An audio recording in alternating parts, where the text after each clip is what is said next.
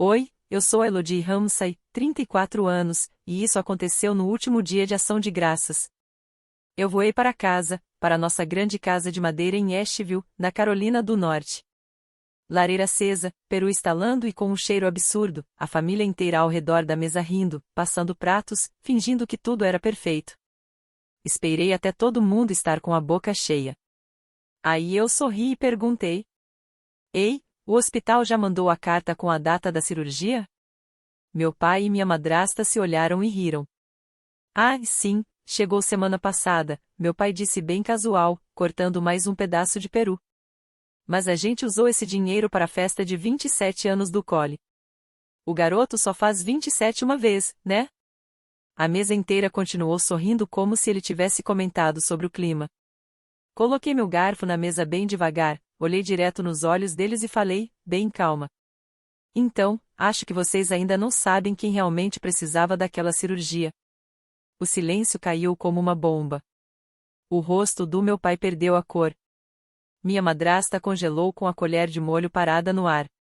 Collie ficou encarando o prato como se nada tivesse acontecido. Uma única frase transformou o dia de Ação de Graças em um pesadelo em 3 segundos. Se você já soltou uma frase num jantar de família que fez todo mundo engasgar, conta aí nos comentários. Eu juro que leio cada uma. E continuo assistindo até o final porque o que aconteceu com eles depois? Você vai querer ver.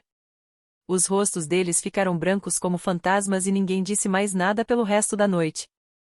A luz da manhã entrou pelas velhas persianas de madeira da sala, mas eu não tinha me mexido do sofá. Meu celular ainda estava na minha mão, a tela rachada de quando deixei ele cair horas antes. Finalmente destravei de novo e abri o aplicativo do banco, rezando para ter imaginado o número. 0. Reais 178.000, sumiram. Passei os últimos 10 anos mantendo essa família de pé. Todo o salário ia direto para a vida deles enquanto eu vivia de miojo e horas extras. A faculdade do Collie na UNC Asheville. A entrada do BMW que ele ganhou quando fez 21. O cof depósito calção daquele apartamento ridiculamente caro no centro para ele fazer networking. Os cartões adicionais da minha Max que ele distribuía para os amigos como se fosse doce. Eu nunca disse não. Nunca. 11 meses antes, o Collie tinha dormido lá em casa depois de uma noite de bebedeira. Apagou no meu sofá, roncando como um trator. Notei que as articulações dele estavam inchadas de novo. Ele vinha reclamando de dores fazia meses, sempre dizendo que eram lesões antigas de futebol. Algo me disse que era pior. Enquanto ele dormia, tirei cuidadosamente 2 amostras de sangue com um kit que eu tinha comprado online. Levei eu mesma ao laboratório na manhã seguinte. 2 dias depois, o Dr. Nolan Beckett, meu ex e ainda o único reumatologista em quem eu confiava, me ligou pessoalmente. Elodie, é artrite reumatoide agressiva. Ele ainda está na janela inicial. Se começar infusões biológicas nos próximos 6 a 8 meses, há 90% de chance de evitarmos danos permanentes. Depois dessa janela, é deformidade pro resto da vida e opioides. Eu não contei a ninguém. O Collie teria desmoronado. Meu pai teria ignorado. A Valerie teria transformado tudo em drama. Então eu fiz o que sempre faço, resolvi tudo em silêncio. Criei um Revocable Living Trust só no meu nome. Eu como administradora, beneficiário, Collie Ramsay, finalidade, despesas médicas. Coloquei ali cada bônus, cada restituição de imposto, cada viagem que deixei de fazer. R$ 178 mil o valor exato que Duke exigia adiantado para o primeiro ano de terapia biológica. Como eu viajo a trabalho às vezes, adicionei uma única cláusula de emergência para caso o Collie precisasse de atendimento imediato. Qualquer um dos nossos pais poderia solicitar o saque com minha confirmação verbal e um e-mail de acompanhamento. Nunca achei que eles usariam isso. Usaram. Na semana passada, enquanto eu estava presa em Denver num projeto, a Valerie ligou para o meu gerente bancário particular. Ela usou exatamente as palavras: a Elodie está no exterior, o Collie está em crise, ela me autorizou a resolver tudo. Depois encaminhou um e-mail de um endereço que parecia exatamente o meu. elodie.corp. trevel87gmail.com. Dando permissão. O gerente viu a cláusula, viu o e-mail, ouviu a Valerie chorando ao telefone, e liberou o valor total em uma transferência. Para onde foi o dinheiro? A festa de 27 anos do Cole. Um chalé luxuoso nas montanhas alugado para o fim de semana. Uma banda indie semi-famosa voada de Nashville. Show de fogos personalizado sobre o Blue Ridge. 300 convidados, metade influenciadores que precisavam de conteúdo. Open bar servido pelo chefe mais hipado de Asheville. Esculturas de gelo, tudo. Abri o Instagram do Cole. Os stories ainda estavam lá. Ele sendo carregado pela multidão. Ele estourando champanhe numa varanda ao nascer do sol. Ele sorrindo em frente a um letreiro neon, 27 imparável.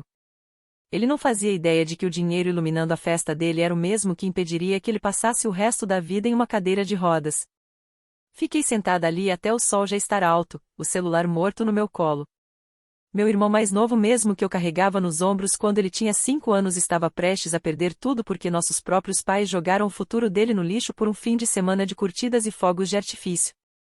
Pela primeira vez em 10 anos, eu não chorei. Não gritei. Só senti algo dentro de mim desligar. E foi naquela manhã que eu decidi que eles estavam por conta própria. A campainha rasgou o silêncio às 2 da madrugada. Eu sabia quem era antes mesmo de chegar à porta. Abri, e lá estavam eles, meu pai, a Valerie e o Cole, os três fedendo a bourbon e raiva. Valerie entrou me empurrando, segurando um maço grosso de papéis como se fosse uma arma. Ela nem perdeu tempo com cumprimentos. Você cancelou todos os cartões adicionais do Cole, não foi? Ela sibilou, jogando os extratos na minha mesa de centro. A Amex dele está sendo recusada em todo lugar. Ele nem conseguiu comprar gasolina ontem. Meu pai entrou logo atrás dela. A parcela do BMW voltou.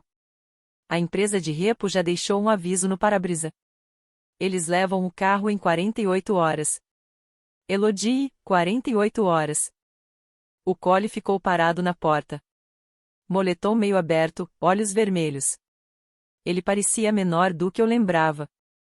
Mana, o escritório do prédio colocou um aviso de 10 dias para pagar ou desocupar na porta da cobertura hoje cedo. Meus colegas de apartamento estão surtando. Eu vou ficar sem casa. Fechei a porta devagar e me encostei nela. Pela primeira vez na minha vida, eu não vacilei. A Valerie continuou, a voz subindo. Você tem ideia de como isso parece? Os amigos dele estão enchendo o celular perguntando, e aí, por que seu cartão morreu? Ele tem 27 anos, não é um universitário quebrado. Isso é humilhante. Meu pai apontou o dedo no meu peito. Você não decide desligar tudo quando dá na sua cabeça. Esta família funciona com o que você fornece. Sempre funcionou. Se você para, todos nós paramos. Esse é o acordo. O Cole finalmente entrou, coçando a nuca. Vai, Ellie, só liga tudo de novo. Eu te pago quando fechar meu próximo contrato com marca. 2 semanas no máximo. Olhei para cada um deles, um por um. 10 anos de desculpas, chantagens emocionais e pedidos de emergência no Venmo passaram pela minha cabeça. As milhares de vezes que fiz transferência às 3 da manhã para o Cole manter as aparências. Os voos que cancelei para pagar o aluguel dele. Os aniversários, natais, formaturas para os quais trabalhei dobrado. Respirei fundo. Não. A palavra pairou no ar como um tiro. A boca da Valerie literalmente caiu. O que você acabou de dizer? Eu disse não. Não dou mais um centavo. Nem mais um pagamento. Nem mais uma desculpa. O rosto do meu pai ficou roxo. Você não decide isso. Você banca esta família desde os 24 anos. Esse é o seu papel. Você não simplesmente abandona. Meu papel? Eu ri curto e seco. Eu não sou um caixa eletrônico com pulso. O Cole tentou aquele olhar de cachorrinho que sempre funcionava quando éramos crianças. Mana, por favor. Tenho eventos marcados, patrocinadores. Se eu aparecer parecendo quebrado, acabou. Valerie agarrou os papéis de novo e espalhou como se fosse um baralho. Olha esses saldos. Olha o que você fez. Quer que seu irmãozinho acabe na rua? Eu nem toquei no monte de papéis. Ele tem 27 anos. Tem um diploma. Anda num carro que não pode pagar e mora no apartamento que ele não banca. Isso não é mais problema meu. Meu pai deu um passo para perto, a voz caindo naquele tom calmo e assustador que ele usava quando eu era adolescente. Você acha que isso acaba aqui? Acha que vamos deixar você destruir tudo o que construímos? Valerie cortou, os olhos estreitos como lâminas. Você tem 24 horas para reverter cada corte. Cartões, parcela do carro, aluguel tudo. Ou você vai descobrir até onde estamos dispostos a ir para proteger esta família. O Collie só encarava o chão, mudando o peso de um pé para o outro, esperando eu ceder como sempre fiz. Passei por eles, abri a porta da frente bem escancarada e disse: As 24 horas começam agora. Saiam. Eles não se mexeram por um segundo, como se estivessem esperando a piada final. Quando ela não veio, a Valerie juntou os papéis, resmungando algo venenoso. Meu pai me lançou um olhar que poderia derreter aço. O Collie foi o último a hesitar, depois saiu atrás deles. A porta fechou. Tranquei, coloquei a corrente, pela primeira vez em uma década, a casa ficou completamente silenciosa. Fiquei ali no corredor escuro, o coração martelando, esperando a culpa me esmagar como sempre fazia. Mas ela nunca veio. Um envelope grosso de papel pardo estava na minha porta quando cheguei do trabalho. Sem selo, sem remetente, só meu nome digitado em negrito. Levei para dentro, abri com cuidado, e senti o chão sumir sob meus pés. Petição para nomeação de tutor do patrimônio e da pessoa de Elodie Marie Ramsay. Peticionários, Gregory e Valerie Ramsay. A carta de apresentação do advogado deles, Richard H. Langford, tinha apenas 4 parágrafos, mas cada um acertava como um soco. Parágrafo 1. Eu havia interrompido abruptamente e sem justificativa todo apoio financeiro à minha família. Parágrafo 2. Eu estaria exibindo sinais de severa instabilidade mental, incluindo isolamento e hostilidade irracional. Parágrafo 3. Eu representava risco iminente de dissipar meu patrimônio substancial e um perigo para mim mesma. Parágrafo 4. Se eu assinasse o acordo de tutela voluntária em anexo, eles limitariam o processo apenas ao controle financeiro. Se não, buscariam tutela total, inclusive o direito de me colocar em avaliação psiquiátrica e controlar todas as minhas decisões médicas. Anexado estava o acordo pré-preenchido. A linha da minha assinatura já tinha até um adesivo azul apontando para onde eu deveria assinar. Li tudo 3 vezes, as mãos tremendo mais a cada página. Eles tinham depoimentos de vizinhos dizendo que eu quase não saía mais de casa. Um relatório de crédito mostrando que eu havia quitado todas as contas conjuntas e removido todos os usuários autorizados. Capturas de tela de mensagens minhas para o Collie dizendo para ele arrumar um emprego. Uma nota da terapeuta da Valerie, alguém que eu nunca tinha ouvido falar, alegando que temia pela minha segurança porque eu havia ficado fria e inacessível. Até anexaram um rascunho de ordem Spart pedindo a um juiz para congelar todas as contas no meu nome até uma audiência. Liguei para a única pessoa que eu sabia que não ia tremer diante disso, Clary Donovan, a advogada que eu tinha usado uma vez para um contrato de trabalho. Ela atendeu no segundo toque. Elodie, respira. Me envia tudo agora. 20 minutos depois, ela retornou a ligação. Eles estão entrando com base no artigo 1 do capítulo 35A. A lei da Carolina do Norte permite que a família peça tutela se provar incompetência ou risco iminente. Esse acordo voluntário é uma armadilha. Se você assina, entrega a eles todo o controle do seu dinheiro e da sua liberdade. Se você lutar, eles vão pedir uma audiência de emergência e solicitar que o secretário nomeie um tutor interino imediatamente, às vezes no mesmo dia. Eu já vi acontecer. Quão forte é o caso deles agora? Perguntei. Fraco. Mas secretários aprovam tutelas interinas o tempo todo com pouca evidência, especialmente se o peticionário chorar no tribunal. Precisamos agir rápido. Ela me orientou a reunir todos os extratos bancários, todas as conversas, qualquer prova de que eu estava perfeitamente lúcida e de que eles eram os responsáveis por esvaziar um truste médico. Também me avisou para esperar que tudo ficasse feio. Naquela noite, sentei na mesa da cozinha, cercada de pastas, digitalizando documentos até o sol nascer. Toda vez que eu pensava em assinar só para acabar com aquilo, eu imaginava o Cole abrindo outra garrafa de champanhe que ele não pagou. E a náusea passava. Ao amanhecer, eu tinha um plano. Eu não ia assinar nada. Eu não ia implorar. E, com certeza absoluta, eu não ia deixar que me internassem só para manter a mamata funcionando. Preparei meu próprio envelope mais grosso que o deles, escrevi o nome de Richard H. Langford e coloquei no correio. Dentro havia apenas uma folha. Nos vemos no tribunal. A neve caiu tão pesada naquela noite que engoliu cada poste de luz de Asheville. Eu tinha acabado de chegar do mercado, os braços cheios de sacolas, quando vi a carta registrada colada na minha porta. O envelope era do setor de RH da empresa onde eu trabalhava. Meu estômago despencou antes mesmo de rasgar o lacre. Dentro havia uma única página. Cancelamento imediato do seu plano de saúde devido à detecção de múltiplas solicitações fraudulentas que ultrapassam $47.000. 7 contas detalhadas vinham grampeadas atrás. Internações psiquiátricas de emergência no Mission Hospital. Internação em clínica de reabilitação em Black Mountain. Admissões em ala de prevenção ao suicídio no Broton. Todas datadas dos últimos 45 dias. Todas me listando como paciente. Todas com assinaturas digitais idênticas à minha, mas completamente falsificadas. Eu nunca tinha pisado em nenhum desses lugares. Liguei para a seguradora ali mesmo, na varanda, com a neve encharcando meu casaco. Depois de 43 minutos na espera, uma supervisora finalmente leu as solicitações em uma voz que tremia. Senhora, essas contas foram enviadas pelo portal do provedor, com seu número de segurada, sua data de nascimento e sua assinatura eletrônica. A lei federal exige que suspendamos sua cobertura até o fim da investigação. Pedi os endereços de IP usados no envio. Ela leu um por um. Todos levavam ao mesmo lugar um endereço que eu conhecia de cor. A casa onde eu cresci.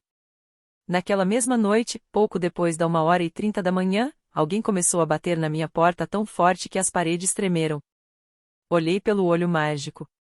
2 carros da polícia de Asheville estavam na minha garagem, luzes piscando e pintando a nevasca de vermelho e azul. Quando abri uma fresta, a neve entrou em rajadas. A policial mais próxima sacudia os flocos do uniforme. A placa no peito dizia Klein. Detetive Sarah Klein. Senhora, recebemos uma ligação de um familiar dizendo que você estaria tentando tirar a própria vida. A pessoa relatou ouvir gritos e vidros quebrando. Precisamos entrar e confirmar visualmente que você está bem. Meus dentes começaram a bater e não era de frio. Estou sozinha, consegui dizer. Eu estava dormindo. Ela sentiu, como quem já ouviu aquilo dezenas de vezes. Por protocolo, precisamos fazer a verificação de bem-estar quando o relato é tão detalhado. Vai ser rápido. Afastei-me da porta. 2 policiais avançaram pela casa, botas molhadas deixando marcas no piso de madeira. Abriram cada armário, olharam debaixo da cama, iluminaram o chuveiro com lanternas, até puxaram gavetas do banheiro procurando frascos de remédio. Um deles falou no rádio. Indivíduo localizado, consciente, sem ferimentos visíveis, sem armas, sem sinais de autoagressão. A detetive Klein me entregou um formulário de recusa de transporte médico para eu assinar. Minha assinatura saiu trêmula. Quando eles se viraram para ir embora, ela parou no batente da porta, a neve rodopiando ao redor do chapéu. Quer me contar quem está fazendo isso com você? Desse jeito? Eu soltei uma risada curta, um som que doeu ao sair. Meus pais. Ela não piscou. Recebemos muitas ligações assim. A maioria não é real. Ela me entregou o cartão dela. Da próxima vez que eles fizerem isso, me ligue direto. Vou garantir que os agentes que responderem saibam do histórico. Quando as lanternas traseiras desapareceram, fiquei ali na porta aberta, deixando a tempestade entrar até meus dedos ficarem dormentes. Só então fechei a porta, tranquei todos os ferrolhos e ainda enfiei uma cadeira sob a maçaneta, por precaução. Abri o portal do seguro no meu laptop e assisti ao meu plano platino ficar vermelho, cancelado, investigação por fraude. $47.000 em cobranças falsas. Uma ligação às 1h30 da manhã, com policiais batendo na porta em meio à neve. Eles nem sequer fingiam ser sutis. Me encolhi no sofá, ainda com o casaco molhado, as botas pingando no tapete. A casa estava silenciosa, exceto pelo vento sacudindo as janelas antigas. Pela primeira vez desde que cortei relações com eles, a solidão absoluta caiu sobre mim como uma avalanche. Ninguém viria me salvar. Ninguém sequer acreditava que eu precisava de ajuda.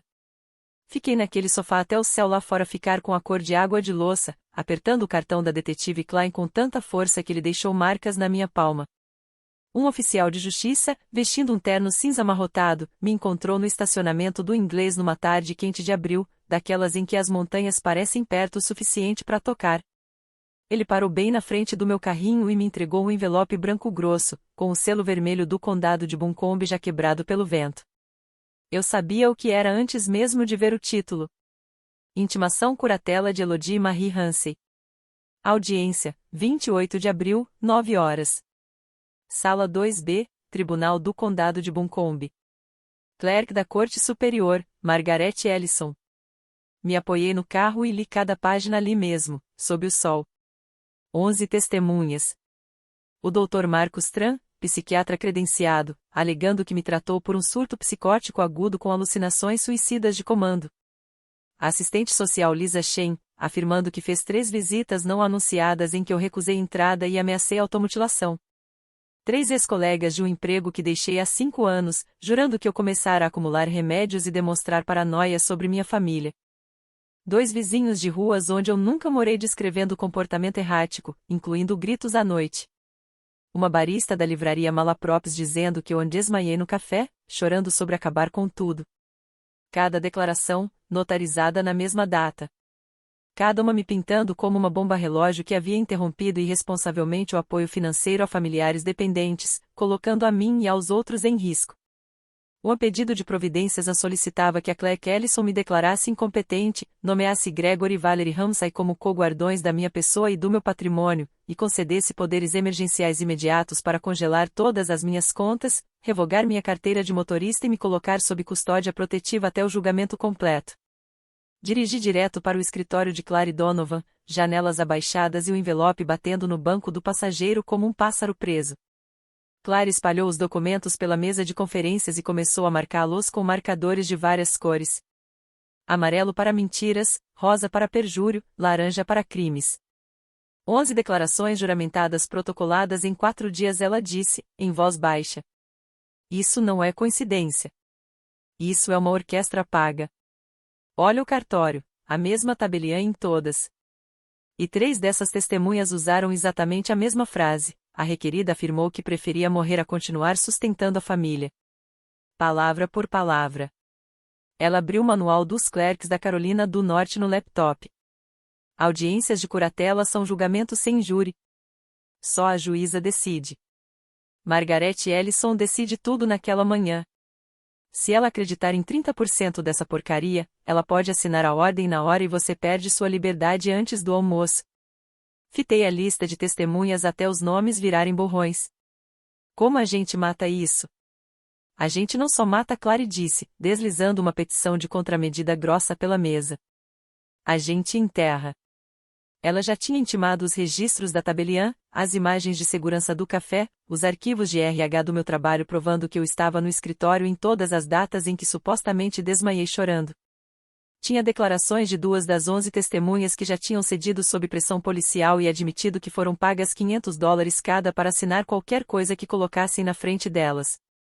O mais importante, ela tinha o Dr. Nolan Beckett garantido. Ele vai testemunhar ao vivo, Clary disse.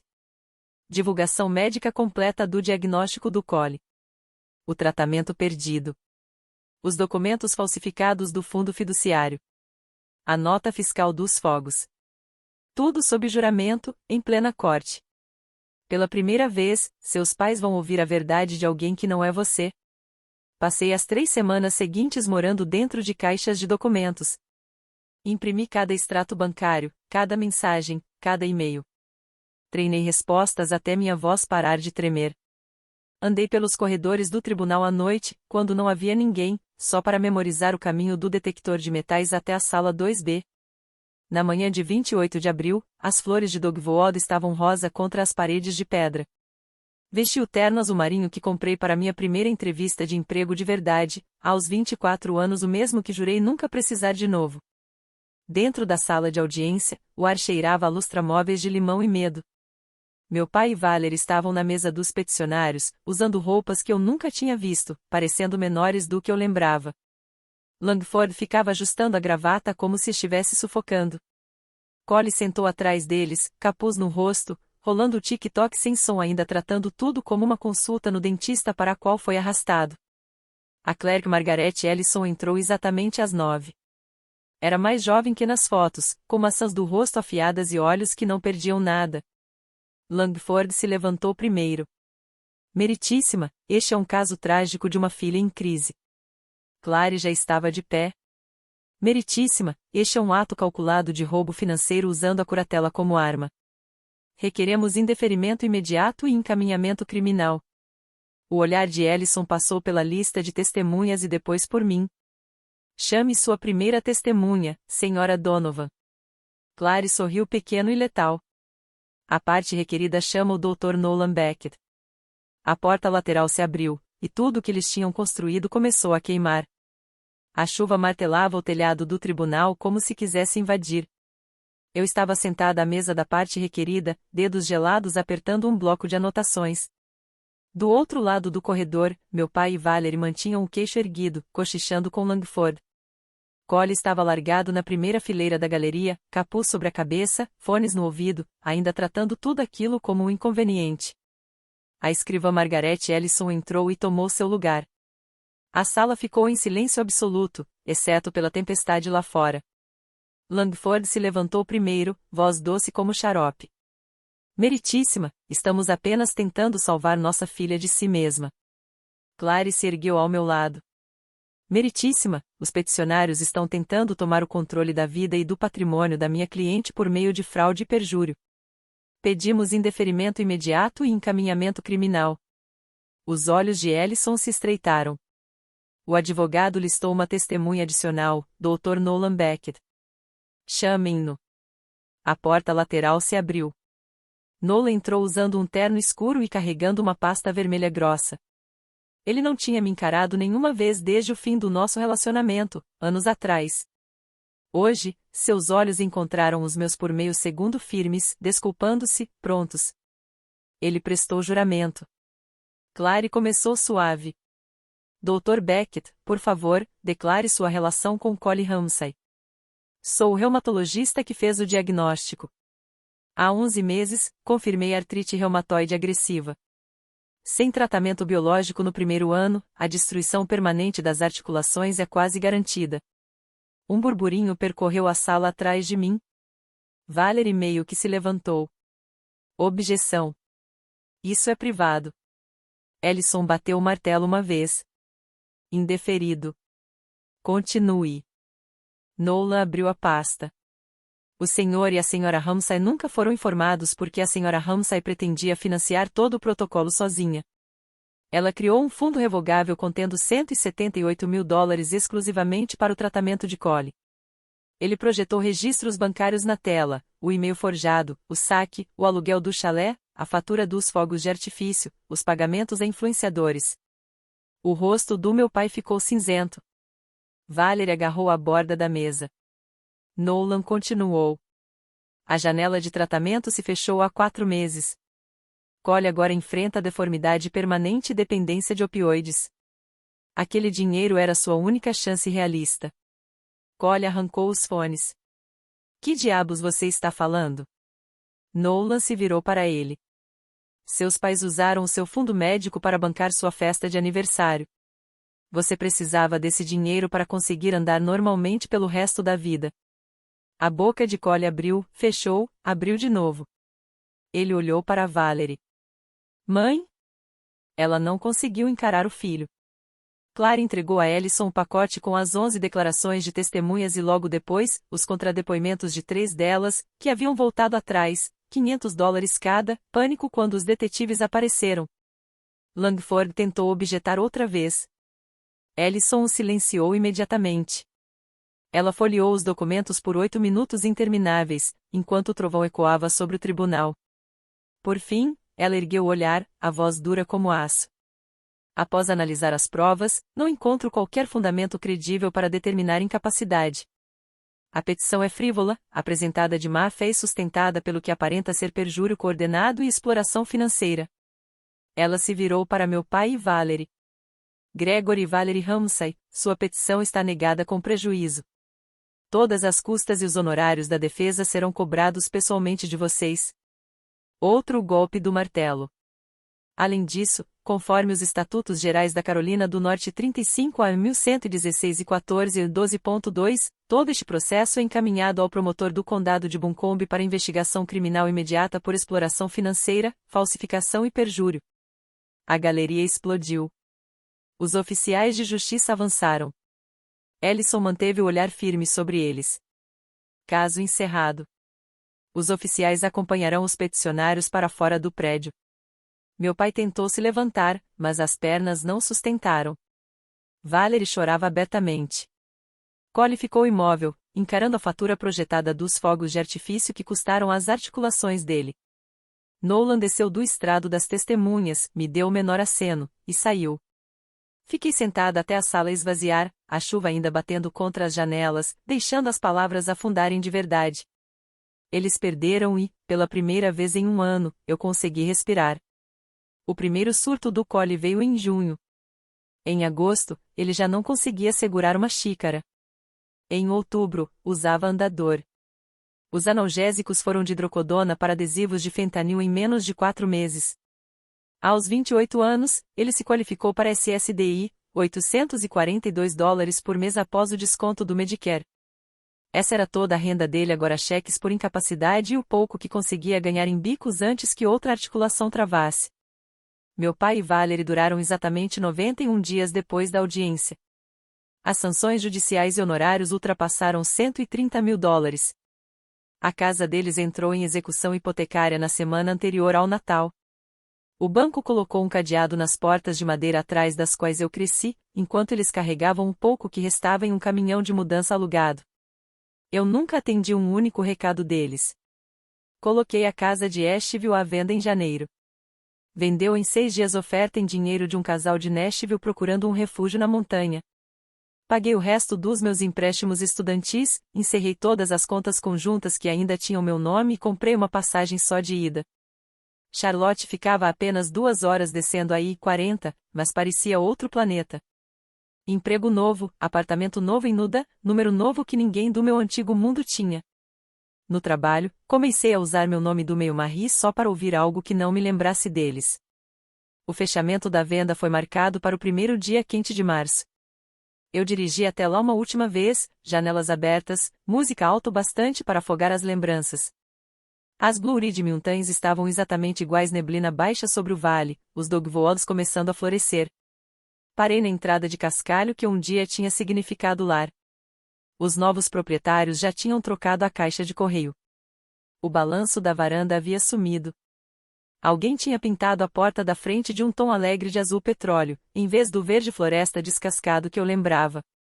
Caminhei por cada cômodo uma última vez. A sala onde o dia de ação de graças explodiu. A cozinha onde eu fazia queijo quente feito no carvão quando ele tinha 5 anos. Meu antigo quarto, agora montado com arte genérica e uma cama que não era minha. Deixei as chaves no balcão ao lado dos papéis do fechamento e tranquei a porta atrás de mim para sempre. De pé na varanda, olhei pela última vez para as montanhas que me criaram. Em algum lugar no vale, Collie provavelmente estava acordando para mais um dia de dor da qual não podia fugir. E em algum lugar, num apartamento barato, meu pai e Valerie estavam aprendendo como era ser aqueles que tinham ficado sem opções. Eu não senti triunfo. Não senti culpa. Só senti que tinha acabado. Voltei para o carro, desci o vidro até o fim e deixei o ar das montanhas bater no meu rosto pela última vez. Depois dirigi para o leste até que os picos desaparecessem no retrovisor. Aqui está o que eu sei agora. O que eu gostaria que alguém tivesse me dito aos 24 anos, quando comecei a carregar todo mundo. Amor não é cheque em branco. Família não é assinatura vitalícia que você não pode cancelar. E no segundo em que você transforma a emergência de outra pessoa na sua paz, você assina a entrega do seu próprio futuro. Se você está aí pagando contas que não criou, criando filhos que não são seus, mantendo as luzes acesas para pessoas que viriam as suas apagarem sem piscar, escute. Você tem permissão para parar. Você tem permissão para ir embora. Você tem permissão para escolher a si mesmo sem ser o vilão. Porque as pessoas que realmente amam você, elas nunca teriam deixado chegar a esse ponto. Aquela casa se foi. Aquelas montanhas agora são à vista de outra pessoa. E eu nunca dormi tão bem na minha vida.